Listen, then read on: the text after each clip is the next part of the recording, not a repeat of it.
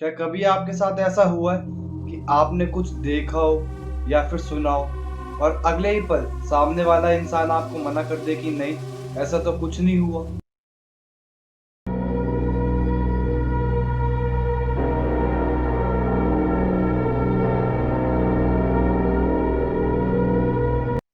राम राम आप सभी को। कैसे हैं आप सब? आई विश आप सब बहुत अच्छे होंगे। यहाँ पे हमारा इंस्टाग्राम का हैंडल आ रहा होगा। अगर आपके पास भी कोई इंसिडेंट है तो आप हमें इंस्टाग्राम पे फॉलो कर सकते हैं और अपना हॉरर किस्सा हमारे साथ शेयर कर सकते हैं। टाइम को और ज़्यादा वेस्ट ना करते हुए सीधा वीडियो को स्टार्ट करते हैं। आज की स्टोरी सुन के आपको ऐसा लगेगा कि ये फिक्शनल है। मुझे भी ऐसा ही लगा था, लेकिन जिसके ऊपर बीतती है वही जानता है। सुमित भाई ने बताया कि वो बचपन से ही दिल्ली और गुड़गांव में रह रहे, लेकिन बचपन में जब भी उनका समर वेकेशन स्टार्ट होता था वो अपने नानी के गांव चले जाया करते थे उनसे मिलने के लिए कुछ दिन के लिए। सुमित भाई ने बताया कि उनकी नानी का गांव जो है वो यूपी के फारूक नगर के पास एक छोटा सा गांव है। उन्होंने बताया कि वो बचपन में काफ़ी शरारत किया करते थे। जिस काम के लिए उनको मना किया जाता था वही काम वो सबसे पहले करते थे, और शायद हम सब भी ऐसे ही थे। जिस काम के लिए हमें मना किया जाता था वही काम हम सबसे पहले किया करते थे और उसके बाद मार खाया करते थे। सुमित भाई ने बताया कि उनको अपनी नानी के गांव जाना बहुत पसंद था, क्योंकि उनके काफ़ी दोस्त वहाँ पे गांव में थे जो कि उनके साथ खेला करते थे।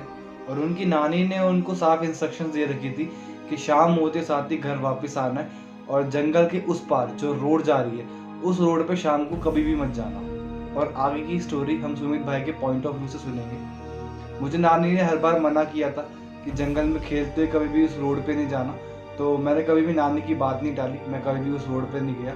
और ऐसे ही मैं हर साल नानी के घर जाया करता था।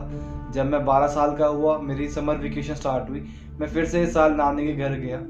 नानी के घर पहुंचते साथ ही मैंने अपना बैग रखा और मुझे पता था कि मेरे सारे दोस्त वहीं उस जंगल में खेल रहे होंगे, तो मैं सीधा उस जंगल में पहुंच गया उनसे मिलने के लिए। और वो वहीं पे खेल रहे थे और मैं भी उनके साथ खेलने लगा। खेलते खेलते मैंने ध्यान दिया कि जंगल की उस पार जो रोड जा रही थी वहाँ पे जाने का जो रास्ता था, जंगल के एंड पे जितने भी पेड़ थे, पेड़ों के पास रस्सियाँ बांध दी गई थी ताकि उस जंगल से पार करके उस रोड पे कोई भी ना जा सके। शाम को जब मैं घर वापस गया, मैंने नानी से पूछा कि नानी, ऐसे वो जंगल का जो रास्ता है उस रोड पे जाने का वो बंद क्यों कर दिया? तो नानी ने बताया कि कुछ महीने पहले ही तुम्हारा जो फ्रेंड तुम्हारे साथ सुरेश खेला करता था वो शाम के समय जंगल के पार उस रोड पे चला गया और उसके बाद वो कभी भी नहीं मिला। तो गांव वालों ने मिलके सोच विचार किया और उस रोड के पास जितने भी पेड़ थे जंगल से सटे हुए उन सब पे रस्सियाँ बांध दी ताकि उस जंगल को पार करके उस रोड पे कभी कोई ना जाए। मुझे नानी की कुछ बात समझ नहीं आई, मैंने ज़्यादा ध्यान भी नहीं दिया।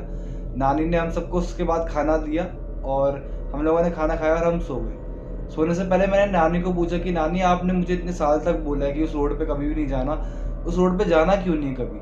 तो नानी ने बोला कि अभी आप छोटे हो, जब आप बड़े हो जाओगे तब मैं आपको बताऊंगी और तब आप समझ भी जाओगे।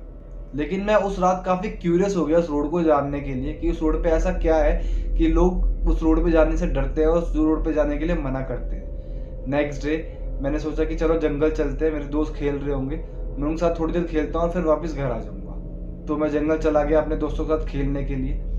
मैं जंगल पहुंचा तो मैंने देखा कि वहाँ पे कोई भी नहीं आया हुआ, तो मेरे को लगा कि शायद अभी थोड़ी देर में सब आ जाएंगे। मैं वहाँ पे थोड़ी देर उनका वेट करता रहा, लेकिन अभी तक कोई आया ही नहीं था आज। और ऐसे फिर मैं जंगल के चक्कर काटने लगा। जंगल काटते काटते मैं जंगल के एंड में पहुंच गया और वो रस्सियों से बंधा रास्ता मेरे सामने आ गया था। अब मैं क्यूरियस तो था ही ये जानने के लिए कि उस रोड पे ऐसा क्या है, तो मैंने उन रस्सियों को क्रॉस करा और मैं उस रोड पे चलने लगा। तो उस रोड पे काफ़ी देर चलने के बाद मैं थक गया था, मुझे प्यास लग रही थी और मेरे आंखों के सामने ही एक घर था। तो मैंने सोचा कि इस घर पे चलते हैं, पानी मांग लेते हैं, पानी पियेंगे और फिर वापस अपने घर चलेंगे। मैं उस घर पे गया, मैंने घर का गेट नॉक करा। थोड़ी देर नॉक करने के बाद गेट खुला और वहाँ से एक बूढ़ी अम्मा निकल के आई। अम्मा ने मेरे से बोला कि हाँ बेटा, क्या हुआ, कैसे आए यहाँ पे? तो मैंने अम्मा को बोला कि अम्मा, मैं साथ वाले गाँव से आया हूँ, मुझे प्यास लग रही है, क्या आप मुझे पानी दे दोगे? तो अम्मा ने बोला कि हाँ अंदर आ जाओ, मैं तुम्हें पानी पिला देती हूँ। मैं अंदर घर में गया। अम्मा ने एक दिया जलाया क्योंकि उस घर में लाइट नहीं आ रही थी, और फिर अम्मा ने मुझे लाके पानी दिया। मैं बैठा हुआ था वहीं पे ही। पानी पीते पीते मैंने अम्मा से पूछा कि अम्मा, आप यहाँ पे अकेले रहते हो? तो उन अम्मा ने बोला कि हाँ मैं यहाँ पे अकेली रहती हूँ, कुछ साल पहले मेरे हस्बैंड की और मेरे बच्चे की डेथ हो गई थी। उसके बाद से मैं अकेली हूँ यहाँ पे। उनकी ये कहानी सुन के मुझे काफ़ी दुख लगा। तो मैंने बोला कि अम्मा, आपका जब भी मन करा करे, पास में ही गाँव में मेरी नानी का घर है, आप आ जाया करो, ताकि आपका अकेलापन भी दूर हो जाए और आपका थोड़ा सा आपको रिलैक्स मिले। अम्मा ने बोला कि ठीक है, कोई बात नहीं, जब भी मेरा मन किया करेगा मैं तुम्हारी नानी के घर आ जाया करूँगी। तो मैं ऐसे ही बैठा हुआ था, घर देख रहा था, तो अम्मा ने मेरे को बोला कि क्या हुआ बेटा, घर नहीं जाना, काफ़ी लेट हो गया है। तो मैंने बोला कि हाँ अम्मा, मैं अभी घर चलता हूँ और फिर आपसे बाद में मिलूँगा। ये बोल के मैं घर से बाहर निकला।